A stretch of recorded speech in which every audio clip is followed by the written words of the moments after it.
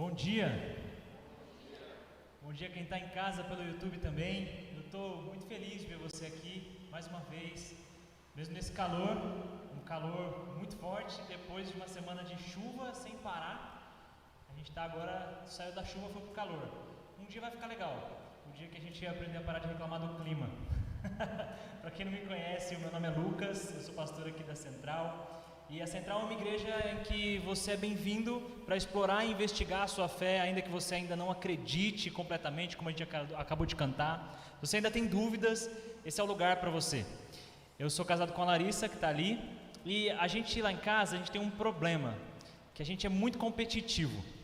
Eu sou muito competitivo, a Larissa é muito competitiva, e aí eu pensei, eu vou usar essa característica a nosso favor. A gente tem duas crianças e o Joaquim, eu não sei quem já teve filho pequeno aqui, sabe que a época que está nascendo o dente, parece que dá alguma coisa na criança que é fralda atrás de fralda, fralda atrás de fralda, e é o número 2, não é o número 1.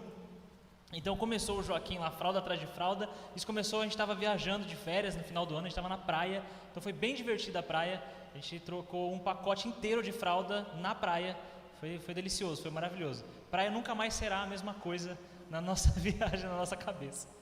Mas aí eu falei, vou usar essa competitividade a nosso favor, né? E eu criei uma competição que eu chamei de co-competição. Co-competição, eu criei um placar, coloquei do lado do trocador de fraldas. E aí está o nosso placar, co-competição. Como você pode ver, eu estou ganhando de lavada e depois de um tempo a Larissa não quis mais entrar na competição. Eu não entendi muito bem. Ela não quis mais, mas está aí o placar, estou sempre ganhando. Ontem terminou 3-0 para mim e hoje já está 1-0. Que eu esqueci de marcar, que essa foto é de ontem, né? Mas já esqueci de marcar aqui, ó. Hoje já está 1-0, é bom você estar ligado, tá sabendo. Ela não quer entrar na competição. E aí eu fico tentando insistir, né? Não, vamos competir, vamos competir. Ela fala, não quero entrar. Eu falo, nossa, como você é perdedora. Tá perdendo a competição, que feio, perdendo a competição. E eu ganhando a competição. Eu acho que eu posso estar sendo meio bobo, né? Mas vamos lá, aí eu falei, não, vamos então fazer uma devocional, alimentar a nossa alma, o nosso espírito, né? Vamos estudar a palavra de Deus. E a gente começou a fazer a devocional nesse texto aqui, ó. Pois, quem é maior? O que está à mesa ou o que serve? Não é o que está à mesa, mas eu estou entre vocês como quem serve. Falei para minha esposa, a gente precisa ser como Jesus, a gente precisa servir o outro, né? Então, na hora de trocar a fralda, a gente precisa se empenhar para servir o nosso cônjuge, né?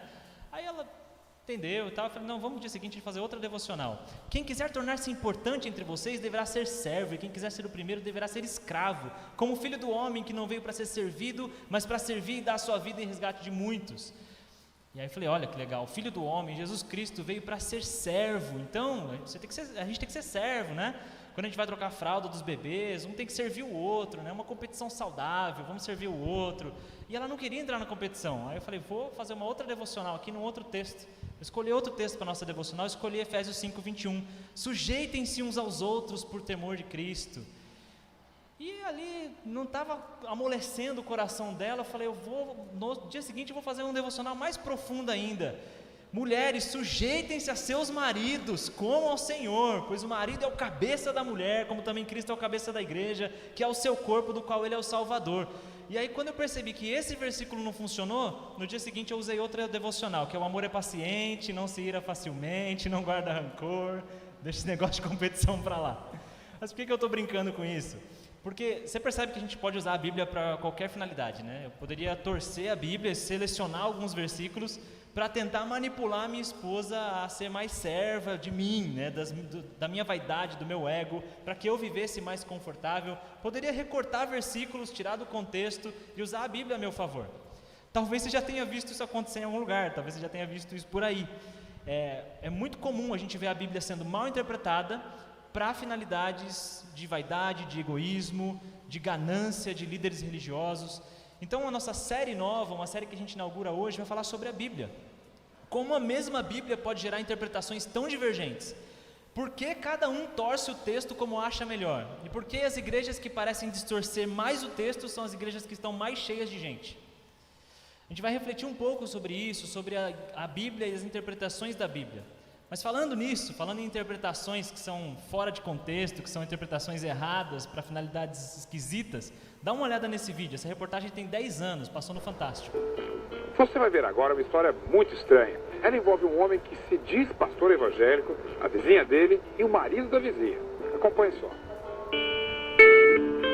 A casa no bairro de Vila Nova de Colares, na cidade de Serra Grande Vitória, virou o centro das atenções. É onde mora um pedreiro que também se diz pastor. A vizinhança desconfia. O que é esquisito é? Nunca vi falar que existia que o pastor tem direito nessas coisas. Essas coisas significam casos extraconjugais. O pedreiro pastor é Justino, de 50 anos. E foi na Bíblia que o pastor viu que poderia ter outras mulheres. Gostaria que alguém provasse para mim, biblicamente, aonde foi proibido um homem ter mais de uma mulher. Pouca gente frequenta os cultos do pedreiro que se apresenta como pastor. Umas 12 pessoas nas contas dele mesmo. E foi na convivência com os fiéis que Justino se viu envolvido em mais um caso extraconjugal. Aconteceu depois que uma mulher que mora na vizinhança contou a ele uns sonhos que vinha tendo. Na casa dela, a música evangélica pode ser ouvida de longe. A mulher tem 4 filhos, é casada e prefere não aparecer. Disse que sonhou que teria filhos com um pastor. Uma revelação. Deus me levou a fazer isso. Não teve para onde eu correr. O marido também conversou com o pastor. Aceitou. Eu pensei comigo, se fosse a vontade de Deus, seria feito, né? Nós entramos em oração, pedindo a Deus misericórdia, porque seria uma das coisas mais difíceis da minha vida.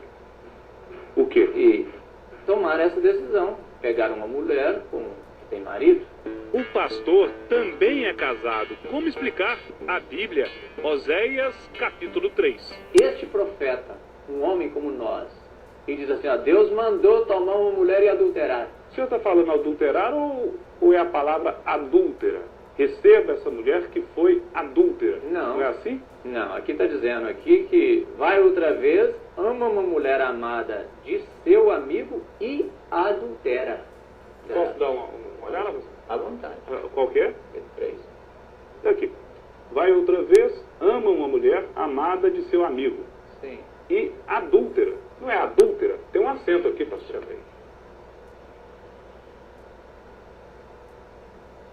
Não houve uma interpretação equivocada? E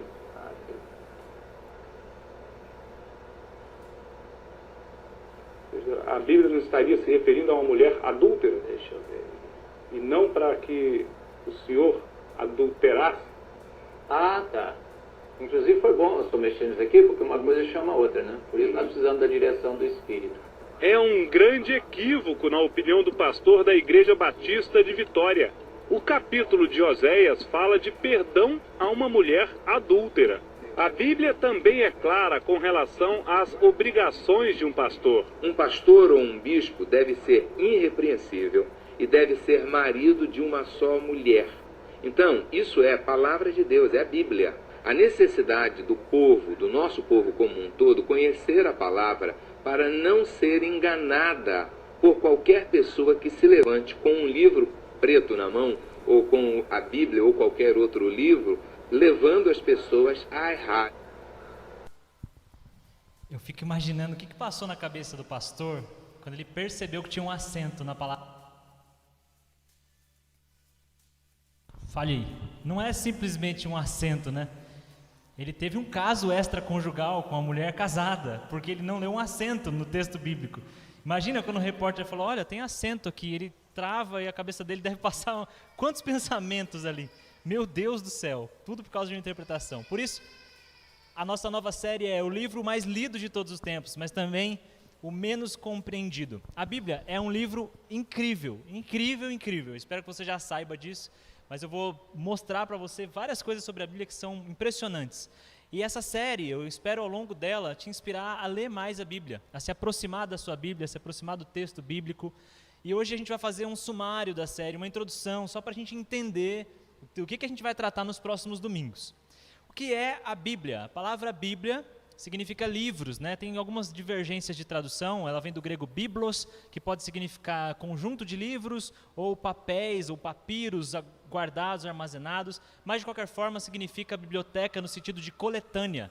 Então o livro que a gente chama de Bíblia Sagrada, na verdade não é um livro, é uma coletânea de livros. Você já percebeu, quando você abre uma Bíblia, você tem ali dentro vários livros condensados, né? Então estão todos reunidos dentro de uma Bíblia. A Bíblia, então, é composta por 66 livros, mas aí já tem, para os católicos são 73, para a Igreja Ortodoxa são 78. Já começou a complicar. Já tem uma dificuldade de entender a Bíblia, de entender tudo que se trata na Bíblia. Quando eu falo, são 66 livros, mas para uns são 73, para outros são 78. Se a gente for falar dos judeus, são 39. Aí já ficou confuso. Quantos livros tem a Bíblia, afinal? Esse é um assunto para a semana que vem, para as outras semanas. Eu vou explicar por que existe essa diferença. Mas para a nossa Bíblia, nossa Igreja Batista, de tradição protestante, a nossa Bíblia tem 66 livros, divididos em 39 do Antigo Testamento, 27 do Novo Testamento. Esses livros foram escritos por mais de 40 pessoas diferentes. São 40 pessoas diferentes que escreveram os 66 livros. Isso, os autores que a gente conhece, os que a gente tem certeza de que são eles, né? Porque alguns autores, eles escreviam ditando para os seus discípulos e os discípulos redigiam o texto. Então são muito mais do que 40. Esse texto foi escrito ao longo de mais de 1.600 anos. Entre o primeiro texto escrito, o mais antigo que a gente tem, e o mais recente que a gente tem, são mais de 1.600 anos. Quer dizer, é um texto que foi escrito ao longo de muito tempo. Demorou muito para chegar nisso que a gente chama de Bíblia, nessa coletânea de 66 livros. Nós vamos falar ao longo da série sobre por que chegamos nesses 66, por que alguns ficaram de fora, por que estes foram excluídos, o que confere a esse texto o caráter de sagrado. A gente vai falar disso. Mas hoje, a gente vai olhar para esse texto da Bíblia, em geral.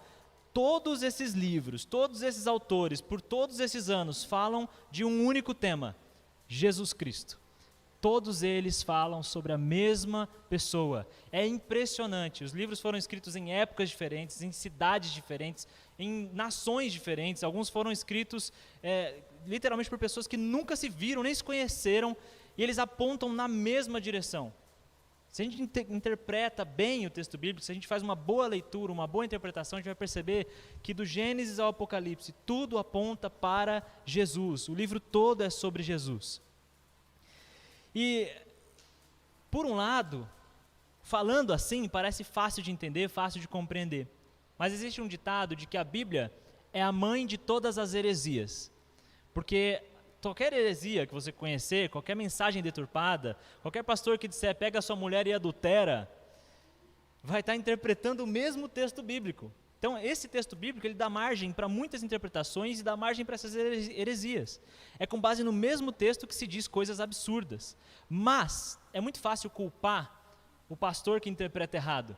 É muito fácil culpar o líder, evangelista, aquele grande pregador que faz uma torção da Bíblia, ele pega o texto e distorce o que o texto quer dizer, tira do contexto. É fácil culpar. Mas esses pastores não pregariam esse tipo de coisa se não houvesse ouvidos para ouvir. Então, é uma via de mão dupla. Existe quem distorça a Bíblia e existe quem goste de ver a Bíblia distorcida. Existe público para isso, existe demanda para isso. Tem gente querendo ouvir a Bíblia distorcida. Porque a mensagem da Bíblia, se tudo aponta para Jesus, é natural que tudo aponte para a cruz. E ninguém quer ouvir sobre cruz. Não é muito agradável você sair da sua casa domingo de manhã, ir até uma igreja e ouvir, olha, toma a sua cruz. Toma a sua cruz para seguir Jesus. Aquele que segue Jesus vai ser perseguido. Não é muito agradável ouvir isso. No mundo tereis aflições. Não é muito agradável.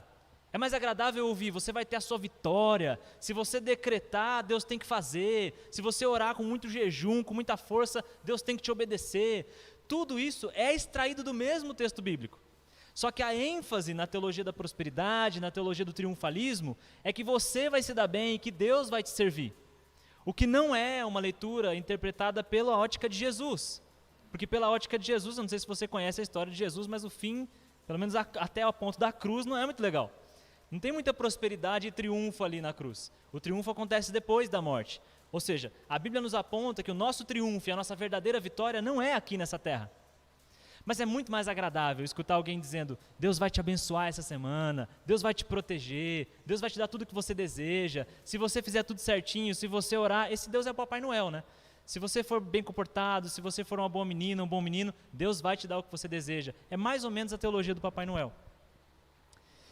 Então, se existe gente procurando ouvir esse tipo de mensagem, eu queria dizer que, assim, olhando para esse cenário, as pessoas são enganadas por 3 motivos: por ganância, por ingenuidade ou por ignorância. As pessoas são enganadas por ganância, por ingenuidade ou por ignorância. Em primeiro lugar, por ganância. Olha o que o texto bíblico já diz: virá o tempo em que não suportarão a sã doutrina, pelo contrário, sentindo coceira nos ouvidos, juntarão mestres para si mesmos, segundo os seus próprios desejos. A própria Bíblia já anunciava: vai chegar um dia em que as pessoas vão procurar pastores e mestres que preguem o que eles desejam ouvir. Ou seja, as pessoas não serão guiadas mais pela Bíblia, as pessoas serão guiadas pelos seus próprios desejos, sua própria vontade. Então a gente vai entrar num site que tem um monte de vídeos, não sei se você conhece, um site aí que tem um monte de vídeos, e a gente coloca lá o versículo que a gente quer ouvir, o nome do pastor que a gente quer ouvir, o tema da pregação que a gente quer ouvir, e a gente escuta uma mensagem de acordo com o nosso próprio desejo. Não é assim que funciona?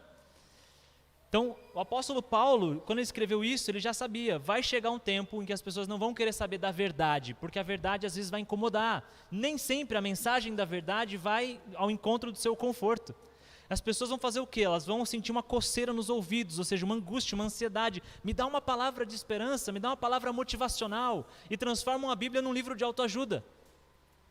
Então a ganância, o desejo por ter mais, por ser mais, por status, faz com que as pessoas juntem mestres para si mesmos. Eu estou falando as pessoas porque são as pessoas, tá? Lá fora. Aqui ninguém faz isso. Eu sei que ninguém faz isso aqui, então são as pessoas lá fora. Depois da ganância tem a ingenuidade. Às vezes a gente é enganado, ou as pessoas são enganadas por ingenuidade. A ingenuidade, Paulo também falava sobre isso. Lá em Efésios capítulo 4, ele diz o seguinte: o propósito do quê? Né? Ele está dizendo que Deus criou a igreja. E a igreja tem múltiplos dons, cada um tem sua parte dentro da igreja. E aí o apóstolo Paulo diz o seguinte: o propósito de Deus formar a igreja desse jeito, de múltiplos dons, é que não sejamos mais como crianças, levados de um lado para outro pelas ondas, nem jogados para cá e para lá por todo o vento de doutrina e pela astúcia e esperteza de homens que induzem ao erro. Então o que o apóstolo Paulo coloca é que a caminhada cristã, a nossa espiritualidade deve crescer e amadurecer ao ponto de não sermos mais ingênuos, não sermos mais como crianças que são enganadas para lá e para cá. Porque uma hora aparece uma mensagem e a gente diz: olha, essa mensagem é muito boa, essa teologia é muito boa, eu vou para lá. Olha, ali tem um pregador muito bom, uma mensagem muito boa, eu vou para lá. E quando a gente não faz isso com a Bíblia, a gente faz isso com qualquer outra coisa. Olha, um candidato político muito bom, vou para cá. Outro candidato, vou para lá. E a gente vai sendo levado por ventos de doutrina, de tempos em tempos, épocas em épocas. Como criança, a gente vai sendo enganado pela nossa própria ingenuidade. Então a Bíblia também serve, a igreja e a Bíblia servem para nos amadurecer, para que não sejamos mais enganados. E o terceiro engano acontece por ignorância. O próprio livro de Oséias, que a gente viu no vídeo mal interpretado, diz: o meu povo foi destruído por falta de conhecimento. Outras versões podem dizer: o povo perece por falta de conhecimento. A gente sofre por falta de conhecimento, a gente sofre por ignorância. E geralmente, quando você não sabe algo, você tende a se colocar no lugar de vítima. Poxa, eu não sabia disso, eu não tinha conhecimento. Então parece que a responsabilidade da nossa ignorância é de outra pessoa. Nunca um pastor me disse isso, eu nunca ouvi um padre dizendo isso, então tadinho de mim, eu sou ignorante, eu não sabia. Mas a nossa ignorância é responsabilidade nossa. Algumas coisas nós já deveríamos saber. Nós não deveríamos mais ser tão ignorantes, tão ingênuos. Se nós temos acesso à Bíblia, a nossa ignorância é nossa responsabilidade. Isso acontece até na justiça. Eu não vou me aventurar aqui, porque a minha esposa está ali, ela entende muito de direito, então eu não vou passar vergonha na frente dela. Mas no Código Penal, olha só, eu vou ler, tá? Que eu não vou passar vergonha, o Augusto está aqui também. Não saber que algo é ilícito, não necessariamente te isenta de uma pena. Se você cometer um crime sem saber, não necessariamente você vai ser isento da pena. Pode ser que você sofra a pena do seu crime, mesmo sem saber que aquilo é crime. Tem um decreto de lei no Código Penal, ó, lei número dos 2.848 de 1940. Vou ler para vocês, artigo 21. O desconhecimento da lei é inexcusável. O erro sobre a ilicitude do fato, se inevitável, isenta de pena. Se evitável, poderá diminuí-la de 1/6 a 1/3. Considera-se evitável, parágrafo único, considera-se evitável o erro se o agente atua ou se omite, sem a consciência da ilicitude do fato, quando lhe era possível, nas circunstâncias, ter ou atingir essa consciência. Ou seja, você tinha a possibilidade de saber e não soube, é culpado. Se o erro era inevitável, você está desculpado. Se o erro era evitável, você vai ter uma diminuição da pena, mas você vai ter a pena. Falei besteira? Tá certo? Dedé? Tudo certo? Dedé não, Débora, né? Porque a gente está falando de direito aqui. A gente está falando de direito, então é coisa séria. E aí eu fui estudar sobre essa lei, tem um site do Tribunal de Justiça do Distrito Federal. Distrito Federal? Vou falar disso já. Mas falando sobre a doutrina, interpretando isso aqui, tentando entender melhor esse Código Penal. Olha o que diz o site. É sabido que uma vez publicada no Diário Oficial da União, a lei se presume conhecida por todos. Então, tecnicamente, você deveria ler o Diário Oficial para saber o que é a lei. Porque se ela está no Diário Oficial, ela se presume conhecida por todos. Ah, não sabia que era crime. Não tem problema, vai pagar a pena do mesmo jeito. Então a nossa ignorância não é desculpa. Ah, eu não conhecia o texto bíblico, por isso eu fui enganado. Não, você tem acesso à Bíblia, você tem site, você tem aplicativo, tem Bíblia em tudo quanto é lugar. Se você não tem uma Bíblia, você fala comigo, você sai daqui com uma Bíblia hoje. Todo mundo tem uma Bíblia. O acesso está muito fácil. A ignorância não é desculpa. Não conhecia, isso não é desculpa. Isso pode, né, essa questão de não saber e cometer crime, você pode incorrer no crime de omissão. Já ouviu falar? Crime de omissão? É um dos artigos que foi decretada a prisão preventiva de Anderson Torres essa semana. Estão acompanhando, né? Mais ou menos, a loucura que está acontecendo. Eu estou tentando acompanhar, eu estou ficando maluco. Eu fiquei uns 7 anos sem ver notícia, eu voltei essa semana. Não me arrependo de ter ficado sem ver notícia. Não perdi nada. É uma bagunça, não dá para entender direito. Mas eu fui ver esse crime de omissão, então. O resultado, né, artigo 13 do Código Penal. O resultado de que depende a existência do crime somente é imputável a quem lhe deu causa. Considera-se causa ou ação ou omissão sem a qual o resultado não teria ocorrido. Ou seja, se ele não tivesse sido omisso, aquilo não teria acontecido. Então, saber de algo e não fazer, crime. Não saber e fazer algo que poderia ser evitável se você soubesse, crime também. Percebe?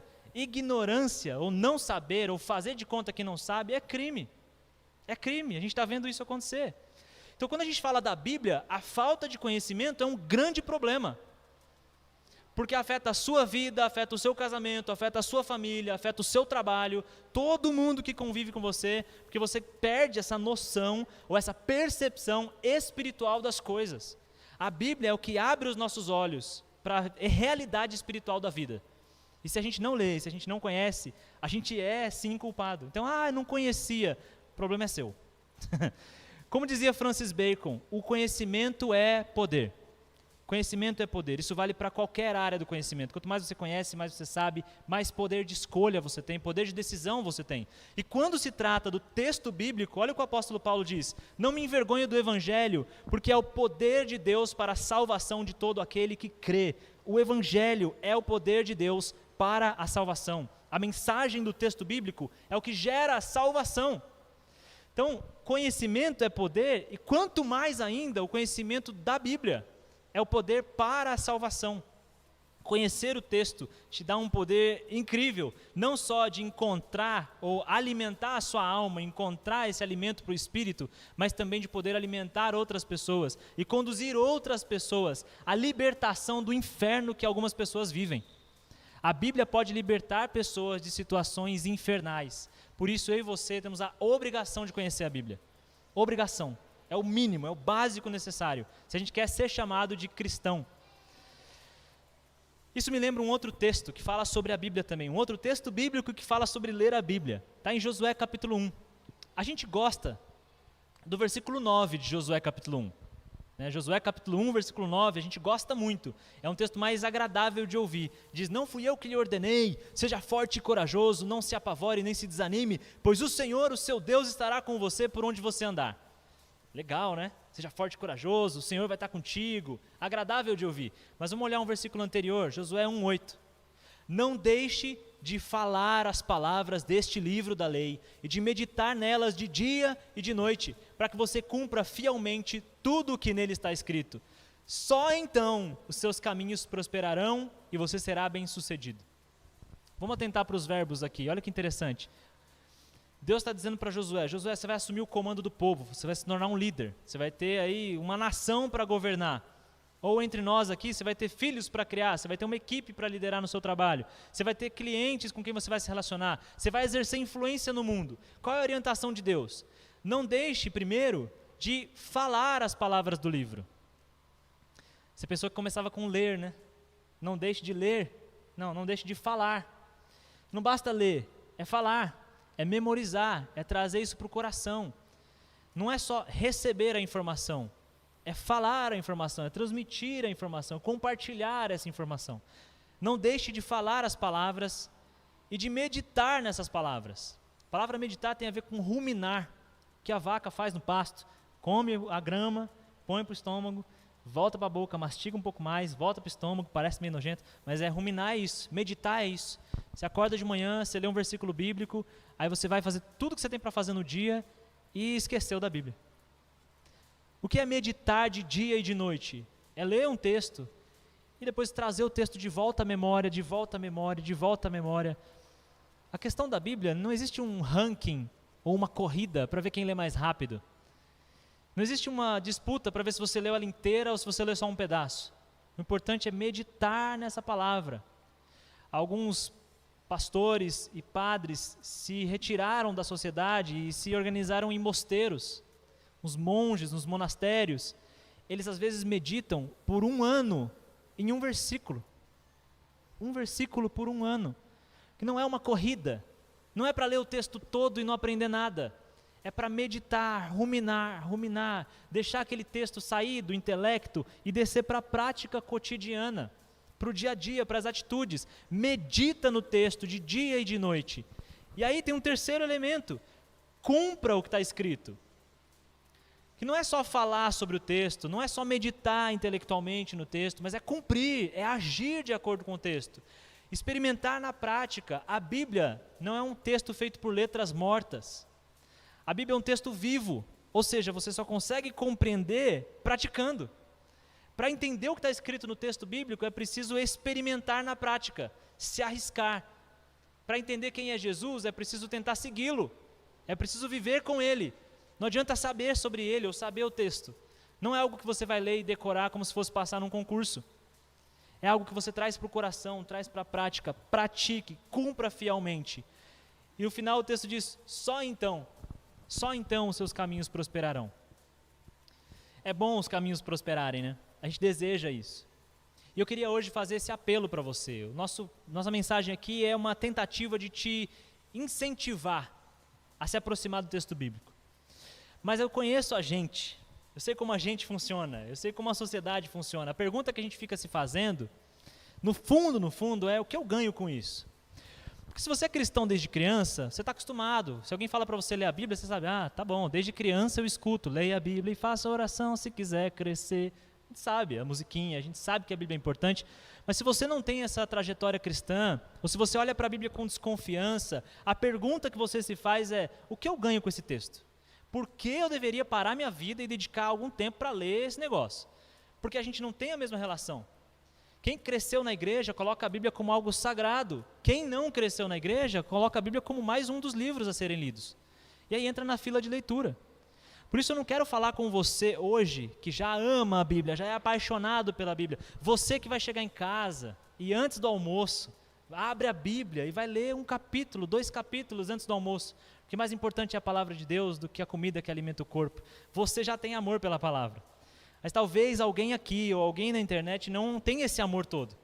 E a primeira pergunta que a pessoa se faz é, o que eu vou ganhar se eu parar para ler a Bíblia? Então eu entendo você, a Bíblia não é, antes da Bíblia ser a palavra inspirada e sagrada, ditada por Deus, santa palavra de Deus, ela é um texto. E eu tenho uma boa notícia para você que desconfia desse texto. Se alguém aqui desconfia desse texto, eu tenho uma boa notícia. Você não precisa acreditar em tudo que está escrito lá para começar a ler. Isso é muito interessante. Isso é libertador.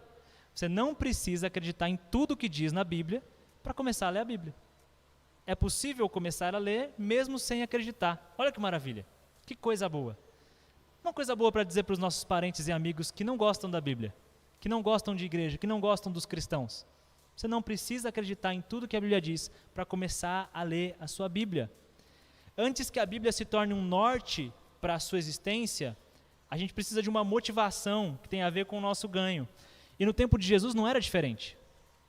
Jesus encontrou pessoas que pensavam mais ou menos como a gente pensa hoje. Por isso Jesus não disse, eu sou o Filho de Deus, acreditem no que eu vou dizer, e aí pregou um sermão. Não, Jesus contou histórias, e as pessoas começaram a dizer que ele era o Filho de Deus. O Sermão da Montanha, como é que começa? Quem conhece a Bíblia, quem está acostumado com a Bíblia, como começa o Sermão da Montanha? Bem-aventurados. Bom saber que vocês estão conhecendo a Bíblia, legal. Bom saber que vocês acertaram essa. Bem-aventurados, numa outra tradução, bem-aventurados significa felizes. Então Jesus subiu no monte, se assentou e começou a ensinar. O que ele começou a ensinar? O povo estava ali, querendo ouvir. Jesus, o que você vai pregar? E Jesus começou a pregação dizendo assim, você quer ser feliz? Quem aqui quer ser feliz? Eu quero te contar o que é uma pessoa feliz. Felizes são aqueles que são humildes. Felizes são aqueles que choram. O Sermão da Montanha, Jesus começa conversando com o desejo mais imediato das pessoas que estão ali. As pessoas querem ser felizes. Então Jesus não começou falando sobre os mistérios insondáveis de Deus. Jesus não começou falando sobre a teologia profunda das Escrituras Sagradas. Ele começou falando sobre, quer ser feliz? Vou te contar um negócio para você ser feliz. Por isso, Jesus sabia, e o que eu estou dizendo para vocês hoje é, antes de achar que a Bíblia é um livro sagrado, inspirado por Deus, é preciso que você saiba, a Bíblia pode te ajudar a ser mais feliz. A Bíblia pode te ajudar a viver melhor nessa vida, a lidar melhor com o sofrimento, lidar melhor com a angústia. Que no primeiro momento é isso que a gente quer, depois a gente continua essa conversa. Depois a gente vai falar sobre inspiração divina. Mas no primeiro momento, 3 motivos para você ler sua Bíblia. Em primeiro lugar, você fica mais inteligente, talvez você fique mais sábio. São coisas diferentes. Quando você lê a sua Bíblia, você fica mais inteligente. Qualquer livro você para ler, você fica mais inteligente. A literatura, no geral, faz isso. Já que toda literatura faz isso, por que não a Bíblia? Você se torna mais inteligente, seu vocabulário aumenta, você conhece mais coisas, então a inteligência melhora. E a sabedoria? Sabedoria tem a ver com conectar de forma apropriada as informações que você armazena. Então, ler é uma coisa, ficar inteligente é uma coisa, guardar informação é uma coisa, ser sábio é outra. A Bíblia tem esse bônus, você fica mais inteligente, talvez você fique mais sábio. Leia o livro de Provérbios, conselhos de sabedoria, você vai ficar mais inteligente, talvez fique mais sábio. Interessante, um bom motivo. Segundo motivo para você ler sua Bíblia, você compreende melhor a sociedade ocidental. Isso eu tenho argumentado na faculdade de psicologia. As pessoas, quando entram para a faculdade, o jovem universitário é um bicho a ser estudado. O jovem universitário, ele entra numa faculdade, ensino superior, e aí ele escuta meia dúzia de professores falando sobre mitologia, falando que a Bíblia é mitologia, que essa linguagem mitológica não é científica, que isso não tem valor, e ele começa a achar que ele é o cientista. Ele está lá no primeiro semestre da faculdade e agora ele é o cientista. Quem tem filho que entrou na faculdade sabe disso. Ele é o cientista. A Bíblia já não tem valor nenhum, agora é ciência. Ciência vale para tudo. E agora ele entende tudo de ciência. Só que a sociedade ocidental foi formada pelos cristãos. A sociedade oriental tem outra raiz histórica, mas assim, você quer entender como funciona a nossa sociedade? Quando você sai na rua, por que as pessoas acham alguma coisa certa e alguma coisa errada? Por que alguma coisa é feia de fazer em público? Por que as nossas leis são do jeito que são? De onde vieram as nossas leis? Texto bíblico, gente. Tudo veio do texto bíblico. Você quer entender o mundo de hoje? Quer entender por que pessoas depositam uma esperança messiânica em candidatos políticos? Quer entender por que as pessoas fazem isso? Quer entender por que pessoas estão dispostas a cometer crimes em nome de política? Depredar patrimônio público? Tentar fazer uma manifestação antidemocrática? Quer entender por que as pessoas fazem isso? Leia o texto bíblico. Está tudo lá. Por que as pessoas criam ídolos? Por que as pessoas adoram esses ídolos? Que tipo de atitudes as pessoas estão dispostas a tomar pelos seus ídolos? Seja o ídolo do lado verde e amarelo, seja o ídolo do lado vermelho. Por que as pessoas fazem isso? Por que as pessoas colocam político no lugar de Deus? Todo mundo sabe que político no Brasil é corrupto, mas por que de tempos em tempos a gente coloca um como um santo imaculado? Por quê? A gente sabe. E por que a gente briga com os nossos familiares por causa disso? Por que a gente coloca um candidato político acima do amor familiar que a gente tem uns pelos outros? Por que a sociedade faz isso? Está tudo no texto bíblico, gente. Isso acontece há muito mais anos do que a gente imagina. Não é novidade. Quer entender a sociedade ocidental? Quer entender como o ser humano se comporta e por que vive do jeito que vive? Quer entender as nossas leis? Leia a Bíblia. Está tudo lá. Isso explica muita coisa. E em terceiro lugar, você transforma o seu modo de enxergar a vida. Existem padrões de pensamento que produzem depressão, ansiedade, angústia, pânico. Existem crenças e pensamentos na nossa cabeça que produzem adoecimento mental.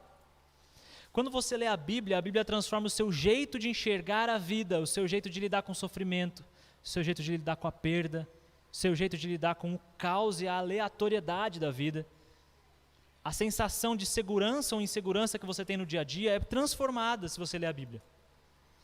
Ou seja, o que eu estou dizendo não é que a Bíblia substitui um remédio, não é isso. Não é que só ler a Bíblia basta e você não vai ler livro nenhum mais, não é isso. Mas a Bíblia pode ajudar. Ler a Bíblia pode te fazer viver uma vida mais saudável, mais leve, mais alegre. Mesmo as passagens mais difíceis e amargas da Bíblia. Passagens em que o autor bíblico diz, nada faz sentido, tudo é vaidade. Eu olhei a vida e percebi que a vida não tem sentido algum. Tudo é correr atrás do vento. Mesmo esses textos, quando bem interpretados, e a gente vai falar sobre isso na série, como interpretar esses textos podem nos conduzir a uma vida mais leve, mais saudável, mais emocionalmente estável. Antes de dizer que a Bíblia é a palavra de Deus, antes de falar da inspiração divina, 3 motivos para você ler a Bíblia. Você se torna mais inteligente, você entende melhor a nossa sociedade, você muda seu jeito de enxergar a vida. Por fim, caminhando para o nosso encerramento, eu queria te dizer que a Bíblia é útil. O próprio apóstolo Paulo diz isso. Segunda carta a Timóteo, ele diz, toda a Escritura é inspirada por Deus e útil para o ensino, para a repreensão, para a correção, para a instrução na justiça, para que o homem de Deus seja apto e plenamente preparado para toda boa obra. Então, quer um motivo final para ler a Bíblia? É útil, tem utilidade. Você melhora a sua vida e você pode ajudar mais outras pessoas. Tem utilidade para a instrução, para você se tornar mais justo, mais correto, para você entender melhor o que é justiça, o que é retidão, entender melhor o que é felicidade, o que é paz, o que é alegria. A Bíblia é útil. E aí talvez, se você é mais tradicional, um cristão mais antigo, você está pensando assim, é feio eu falar assim sobre a Bíblia, né? Eu vou ler por interesse. Que interesse? Uma pessoa interesseira, né? Vou ler por interesse. A Bíblia é a palavra de Deus e tinha que ser lida porque é a palavra de Deus. Mas os cristãos não leem, né? Os cristãos sentem muito orgulho de um livro que fica fechado a semana toda. A história de um pastor que foi visitar uma pessoa da igreja, eles foram jantar juntos, e aí um jantar maravilhoso, a pessoa serviu aquela mesa bonita, né? Estou te dando a dica, a prata da casa, aquela coisa bonita, né? Uma mesa de jantar, e aí colocou os talheres de prata que a gente ganha de casamento e a gente deixa para uma visita especial e nunca usa, sabe? Que fica guardado no armário, esperando o dia que, sei lá, Jesus vai na nossa casa, que nunca usa, ninguém é especial o bastante para usar aquela louça e aquele talher. Mas aí aquele dia, aquela família decidiu colocar o talher de prata na mesa, o pastor foi lá, comeu, e aí foi embora, e a mulher sentiu falta de uma colher de prata, herança da avó dela. Sumiu uma colher de prata. Será? Não vou desconfiar do pastor, né? Sumiu uma colher. E agora? Ela toda constrangida, chegou domingo na igreja, foi falar com o pastor, né? Pastor, desculpa te falar isso, né? Tô meio constrangida, não sei. Talvez uma criança pegou, pôs na mochila, né? Seus filhos lá, que fazem aquela bagunça, tocam terror lá em casa. Mas, não sei, só por perguntar, assim, só por via das dúvidas. No dia que o senhor foi lá em casa, sumiu uma colher de prata, nossa, que é a herança da minha avó. O senhor não achou dentro de uma bolsa perdida? E o pastor falou assim, não, irmã, eu coloquei dentro da sua Bíblia.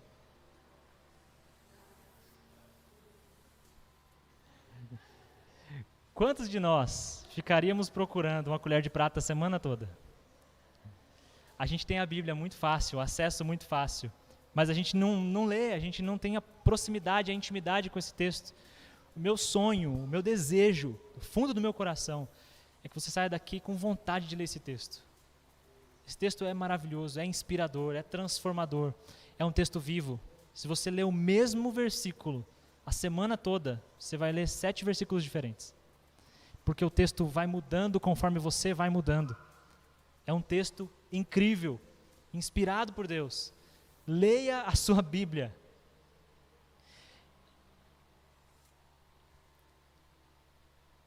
E eu fiquei pensando, para a gente levar para casa como prática, uma coisa que a gente pode colocar em prática hoje mesmo, se a gente quiser, né? Por que a gente não lê um livro tão bom? Se ele é tão rico, se ele inspirou sociedades, se ele inspirou leis, se ele inspira literatura, filmes, séries, se ele inspira tanta coisa, por que a gente não gosta de ler um livro tão bom? Por que a gente não se apaixona por esse livro, né? Existem alguns motivos, né? Pode ser porque não é prioridade. Tem outra coisa que é mais importante que a Bíblia. Pode ser porque a gente está com preguiça. Eu tenho preguiça de ler. E talvez seja um problema da cultura brasileira. A gente não tem paixão pela leitura de nada. Ler não é interessante, né? A gente fala assim, vou esperar sair o filme. Então a gente não gosta muito de ler. Pode ser que a gente tenha preguiça de ler. Pode ser porque a gente não acredita no texto. Pode ser porque ler não é um hábito. Pode ser que a gente não tenha um hábito de ler. Ou pode ser porque todas as vezes que a gente tentou ler, a gente não entendeu direito. Palavras difíceis, uma tradução truncada, a gente lê um vós irdes para, né, sai do meio da vossa parentela e ides para um lugar que vos mostrarei, e a gente fala, nossa, é uma linguagem que eu não estou entendendo direito, é confuso. Então, eu queria deixar algumas dicas que podem te ajudar, bem práticas mesmo. Na primeira delas, primeiro passo, né, que eu quero te recomendar, procure pela versão A Mensagem. Você vai achar internet, você vai achar aplicativo, você vai achar para comprar por um valor bem barato. A última vez que eu vi, faz alguns anos, estava por R$10. Você consegue comprar na internet por R$10 uma Bíblia. A Mensagem. O que é essa versão A Mensagem? Por que eu aconselho? Um pastor no Canadá chamado Eugene Peterson começou a ensinar a Bíblia para a igreja dele. E ele percebeu que as pessoas liam o texto, mas não entendiam o texto. Então o que ele começou a fazer? Durante a semana, ele ia nos textos originais, lia os textos originais, e traduzia para as pessoas da igreja dele de um jeito que eles pudessem entender. Então, ele fez a tradução para a igreja dele. Eu jamais vou ser um pastor tão legal assim. Eu não vou conseguir chegar nesse nível, até porque minha relação com as línguas originais é meio truncada.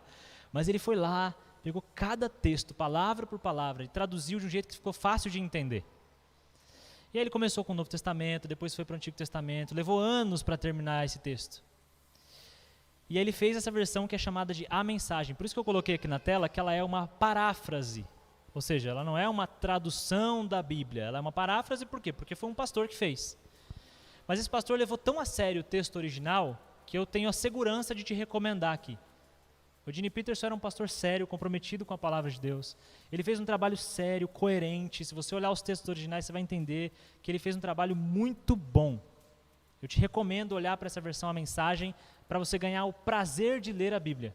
Você vai ver que é uma versão que você começa a ler, você não quer parar. É gostosa de ler. Então, A Mensagem, procura essa versão. Em segundo lugar, anote na sua agenda, hoje, aqui e agora, antes de levantar da cadeira, anote quais são os dias e os horários em que você vai ler a Bíblia. Tá? Pensa nisso agora, para fazer agora. Anota na agenda quais são os dias e os horários que você vai ler a Bíblia. 10 minutos, 20 minutos, pouco tempo. Mas quais são os dias e horários? Mas isso é preciso anotar, colocar. Eu tenho a intenção mesmo, eu vou ler a Bíblia tal dia, tal hora. Anota isso de verdade. Terceiro passo, selecione um trecho por dia. Você pegar um livro da Bíblia, te recomendo começar pelo Novo Testamento. Pega o Novo Testamento, na versão da Mensagem, escolhe lá um trecho, aí você coloca, vai ser um capítulo por dia, vai ser metade do capítulo, um versículo. Seleciona um trecho para você ler por dia. E o quarto e último passo, pega tudo que você fez até agora e simplifica. Então, se você colocou 3 dias na semana, você vai fazer 2. Você colocou um capítulo por dia, você vai ler um versículo. Tudo que você pensou nos passos 2 e 3, mais simples agora. Por que eu estou te falando isso? Porque é mais importante adquirir o hábito do que aperfeiçoar o hábito. Primeiro você começa a ler, depois você lê mais. É melhor ler pouco e ler sempre do que ler muito e parar daqui 2 semanas. Tá? Então escolhe uma boa versão de Bíblia, escolhe um horário para ler. Quando você pensar assim, eu consigo ler por 10 minutos todo dia, você vai ler 5 minutos 3 vezes na semana. Mais simples do que você acha que dá. Para que você termine a sua leitura com gosto de quero mais. para que fique mais fácil, para que você consiga chegar aqui semana que vem dizendo, eu consegui, eu li a Bíblia essa semana, eu me propus a ler e eu li. Isso vai sair do nosso intelecto e vai para a nossa prática. Se tudo que eu falei até agora não te convenceu a ler a Bíblia, lembra daquela propaganda da Skin? Então sai daqui com a propaganda da Skin na cabeça. Experimenta, experimenta. Lembra disso? Foi proibida essa propaganda. Faz isso com a Bíblia. Experimenta, faz um teste. Pega uma outra versão, talvez mais fácil de ler. Senta lá e lê um pouco. Eu brinco sempre aqui, né? Todo domingo eu faço a mesma piada que você vai ler antes do almoço. Mas faz um experimento. Talvez depois do almoço. Talvez antes de dormir hoje. Faz um experimento. Abre um texto bíblico, lê um pouquinho. Deixa o texto falar para você alguma coisa que você não está esperando. Ele vai te surpreender. Mas, por favor, se aproxime um pouco do texto. Na semana que vem, a gente vai continuar falando sobre o texto. Tem muita coisa a mais. Eu quero te mostrar como a Bíblia se divide, técnicas de estudo da Bíblia, como interpretar alguns textos mais truncados, mais difíceis. A gente vai continuar falando sobre isso para te ajudar a fazer do seu 2023 um ano em que o seu espírito vai ser mais alimentado. A sua relação com Deus vai ser mais íntima, mais próxima. Que a sua espiritualidade vai ser em 2023 algo que ela nunca foi até hoje. Amém?